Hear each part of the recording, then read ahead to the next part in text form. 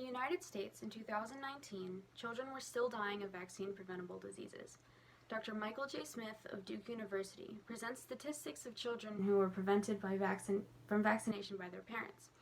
The decrease in vaccination coverage in America is increasing preventable diseases.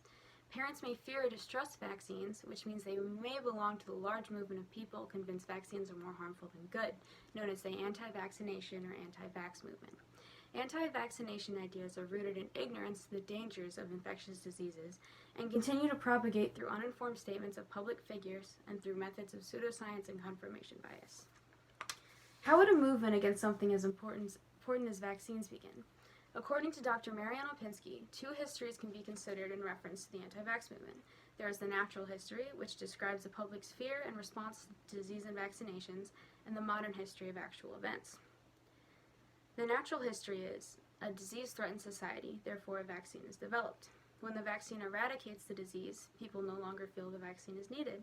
Then people begin to question and fear the vaccine, stop inoculating, and the disease comes back. Lipinski's modern history of the movement in America specifically corresponds with Azhar Hassan of Xavier University's publication. Both address the infamous Andrew Wakefield journals. Wakefield was a British physician who published several research papers attempting to establish a link between measles, mumps, and rubella vaccine, known as MMR vaccine, and autism. Wakefield's research was disproved in several successive papers and his medical license was revoked. Regardless, the damage was done and word spread that vaccines caused autism and inoculation rates dropped all through the Western world.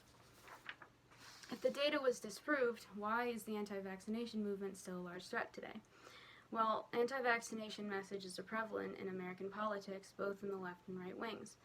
One example, noted in both Lipinski's paper and Mitchell Rabinowitz from Fordham University's publication, is Congressman R. Robert F. Kennedy accusing the government of protecting pharmaceutical companies and concealing evidence of mercury in the vaccines causing autism in children.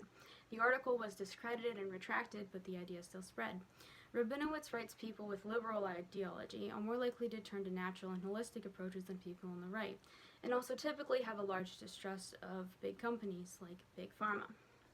According to Rabinowitz's research, the Republican Party has been less accepting of advice from scientists regarding issues such as climate change, AIDS prevention, and vaccines. One prominent Republican figure, Senator Rand Paul, made a misleading claim in 2016 stating, "I have heard of many tragic cases of normal children who wound up with profound mental disorders after vaccines."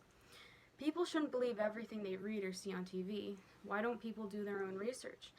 People with extreme and incorrectly informed beliefs follow the method of pseudoscience, which is a method of determining a conclusion without following the scientific method. For example, let's consider the hypothesis that the MMR vaccine causes autism.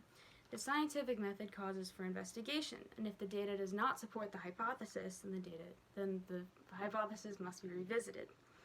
Now, from a pseudoscience standpoint, begin with the conclusion that the MMR vaccine causes autism, and any data that doesn't support that claim is therefore wrong. People may search for answers themselves, but if already biased by an opinion, they will look for data that confirms their own bias, which is known as confirmation bias.